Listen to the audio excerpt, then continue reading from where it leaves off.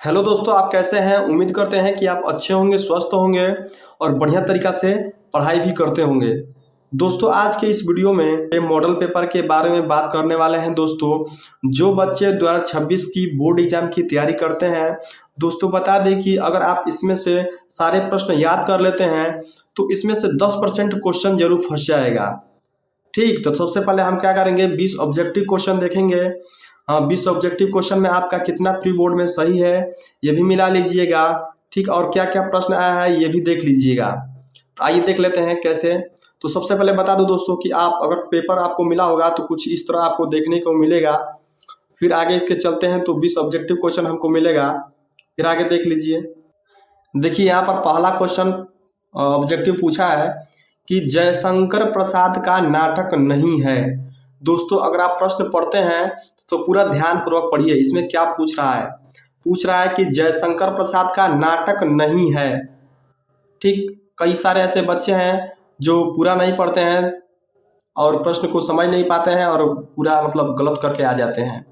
तो यहाँ पर पूछा है कि नाटक नहीं है और इसमें 4 ऑप्शन दिया है। पहला दिया है चंद्रगुप्त, फिर बी दिया है स्कंदगुप्त, सी दिया है नील देवी और डी दिया है ध्रुवस्वामिनी।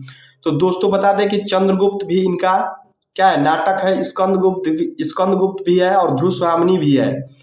इसमें जो नाटक नहीं है वो नील देवी है।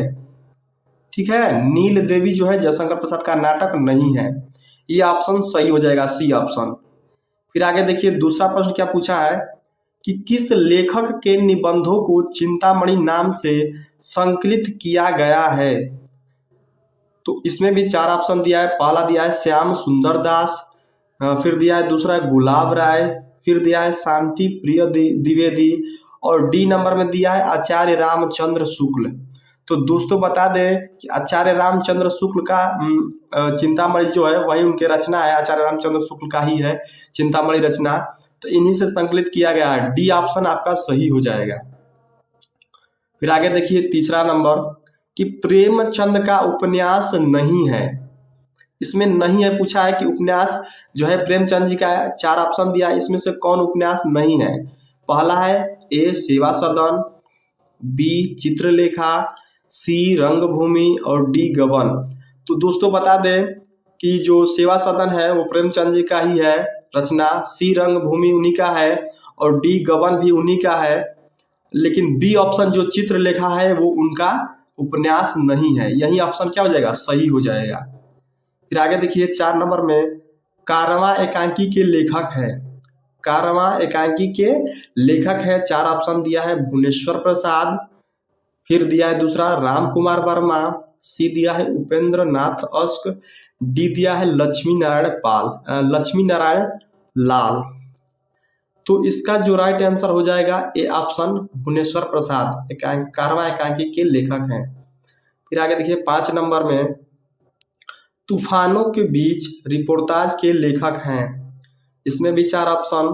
पहला दिया है शिवदान सिंह चौहान, बी ऑप्शन रांगे राघव, सी ऑप्शन विवेकी राय, डी ऑप्शन फणीश्वर नाथ रेड्डी। इसका जो राइट आंसर हो जाएगा बी ऑप्शन रांगे राघव। फिर आगे देखिए रसराज के रचयिता हैं। रसराज के रचयिता हैं A option Matiram, B option Keshav Das, C option Bihari Lal और डी ऑप्शन दिया है घनानंद। तो इसका जो राइट आंसर हो जाएगा ए ऑप्शन मतीराम जी। फिर आगे देखिए 7 नंबर में पूछा है निम्नलिखित में से कौन सा कवि रीति मुक्त काव्य धारा का नहीं है। A option Ghananand, B option Alam, C option Bodha, D option Keshav Das. इसका जो राइट आंसर हो जाएगा दोस्तों केशव दास। फिर आगे देखिए 8 नंबर में प्रगतिवादी काव्य धारा युग के कवि नहीं है। A option Kedarnath Agrawal, B option Nagarjun, C option Jaishankar Prasad, D option Shivmangal Singh Suman. तो इसका राइट आंसर हो जाएगा जयशंकर प्रसाद। फिर आगे देख लीजिए 9 नंबर में क्या पूछा है। तो यहाँ पर देखिए पूछा है 9 नंबर में कि तार सप्तक का संपादन किसने किया। तार सप्तक वाला दोस्तों ये सब हमेशा याद कर लेना, हमेशा काम आता है। जरूर इसके बारे में पेपर में पूछेगा जरूर। फिर देखिए इसमें दिया है ए ऑप्शन भारत भूषण अग्रवाल ने, बी महादेवी वर्मा ने, सी अज्ञे ने, डी जयशंकर प्रसाद ने। तो दोस्तों इसका ऑप्शन सी सही हो जाएगा, अज्ञे ने। फिर आगे देखिए 10वां नंबर, प्रिय प्रवास किसकी रचना है? ए ऑप्शन महादेवी वर्मा की, बी ऑप्शन अयोध्या सिंह उपाध्याय हरिऔध की, सी ऑप्शन रामविलास शर्मा की, डी ऑप्शन रामधारी सिंह दिनकर की। तो इसका राइट आंसर हो जाएगा दोस्तों अयोध्या सिंह उपाध्याय हरिऔध की। अपनी देखिए 11 नंबर में, अपनी तुतली भाषा में वह सिसक सिसक कर बोली, जलती थी भूख तृषा की उसके अंतर में होली, हाँ हाँ सही न जाती मुझसे अब, आज भूख की ज्वाला कल से ही प्यास लगी है, हो रहा हृदय मतवाला, उपर्युक्त में पंक्तियों में कौन सा रस है? ए ऑप्शन करुण रस, बी ऑप्शन हास्य रस, सी ऑप्शन भयानक, डी ऑप्शन वीर। तो दोस्तों इसका जो राइट आंसर हो जाएगा ए ऑप्शन करुण रस। क्या क्या देखिए 12 नंबर में पूछा है, एक राम घनश्याम हित चातक तुलसीदास, पंक्ति में कौन सा अलंकार है? ए ऑप्शन उपमा, बी ऑप्शन उत्प्रेक्षा, सी ऑप्शन यमक, डी ऑप्शन रूपक। तो इसका राइट आंसर हो जाएगा डी ऑप्शन रूपक अलंकार है। फिर 13 नंबर में, रोला छंद में कितनी मात्राएं होती है? इसमें भी 4 ऑप्शन दिया है, पहला ए 11, दूसरा बी 24, फिर सी 15, डी 12। तो रोला छंद में 24 मात्राएं होती है। फिर आगे देखिए उपसर्ग से बना शब्द नहीं है।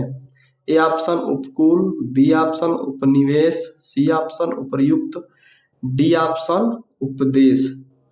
तो दोस्तों इसका जो राइट आंसर हो जाएगा उपर्युक्त। फिर आगे देखिए 15 नंबर, नीलोत्पल में कौन सा समास है?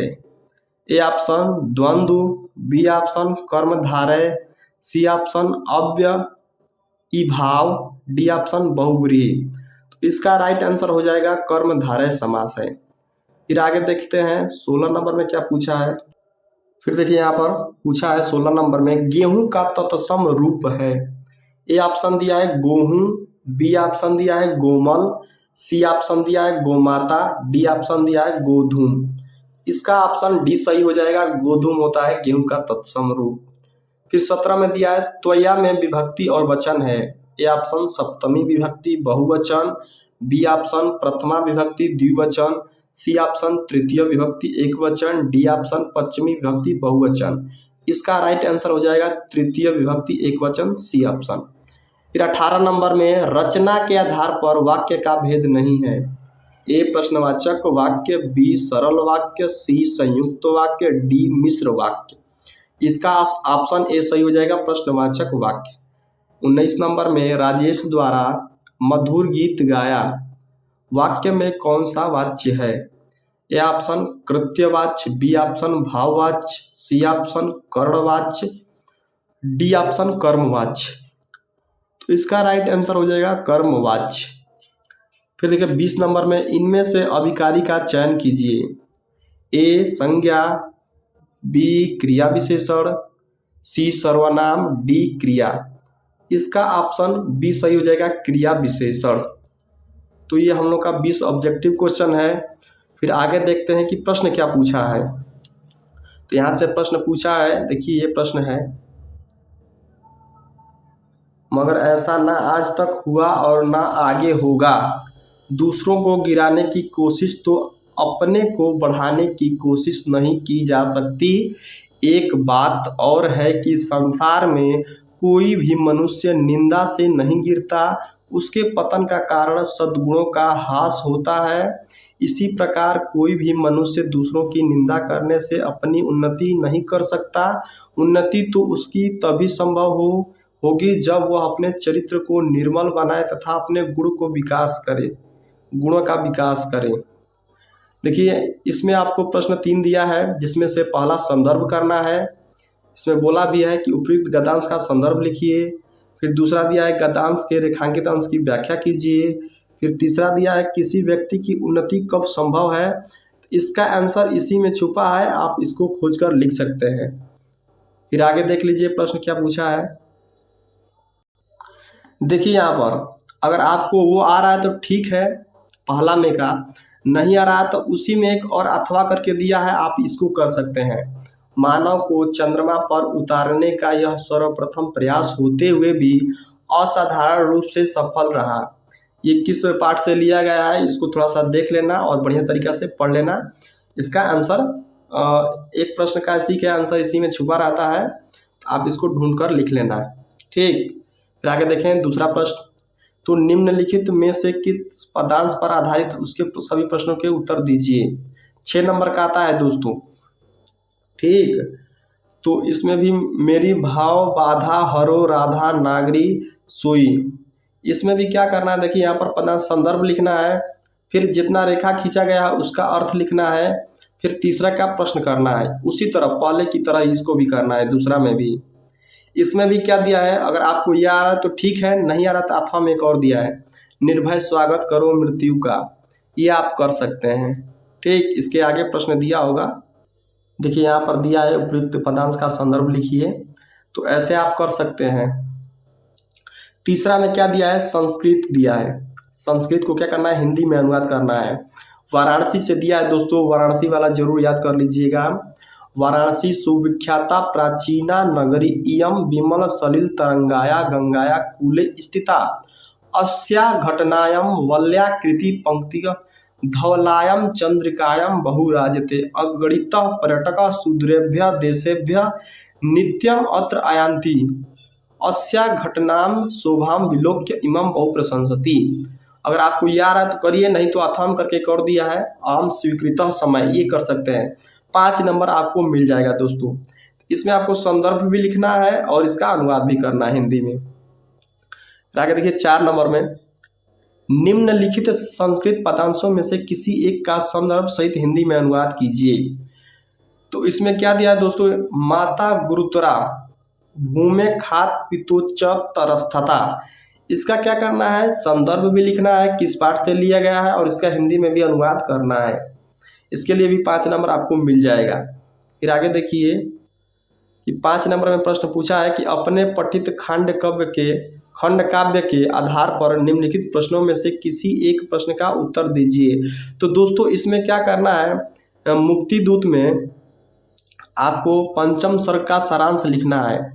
अगर गांधी जी का चरित्र चित्रण के लिए बोलेगा तो चरित्र चित्र करेंगे, नहीं तो 5 सर्ग होते हैं, 5 सर्ग को आपको याद करना पड़ेगा।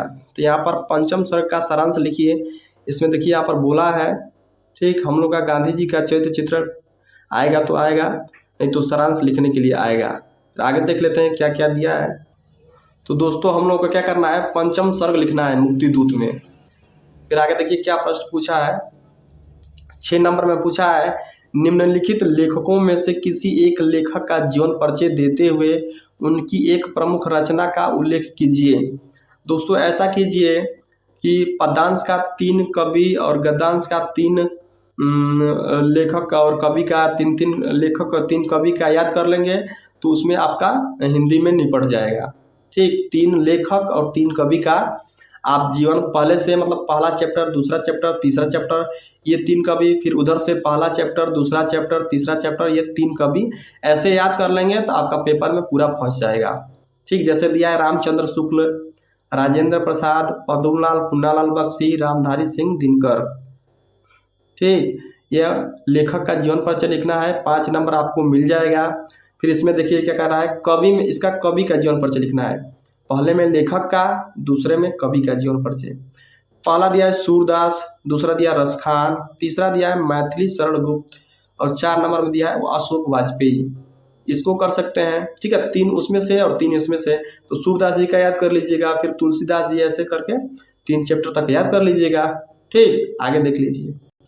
तो यहाँ पर देखिए 7 नंबर में पूछा है कि अपनी पाठ्य पुस्तक के संस्कृत खंड की पाठ्य वस्तु से कंठस्थ कोई एक श्लोक लिखिए जो इस प्रश्न पत्र में ना आया हो।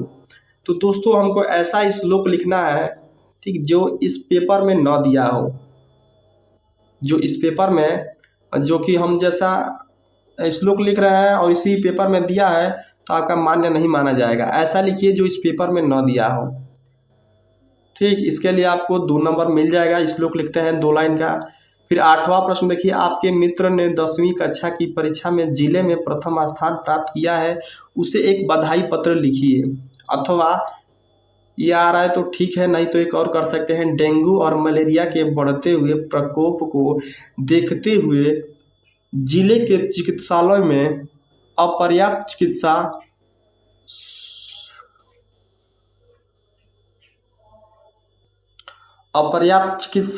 सुविधाओं की ओर ध्यान आकर्षित कराते हुए जिला चिकित्सा अधिकारी को पत्र लिखिए। इसके लिए आपको 4 नंबर मिल जाएगा, दोनों में से किसी एक को कर देंगे तो। फिर आगे देखिए 9 नंबर में, निम्नलिखित में से किन्हीं 2 प्रश्नों के उत्तर संस्कृत में दीजिए। पहला है पुरुराज केन सह युद्धम अकरोत, फिर दूसरा है नर किम हित्वा न सोचयति, प्रश्नवाचक दिया है। इसमें से किसी 2 ही का करना है।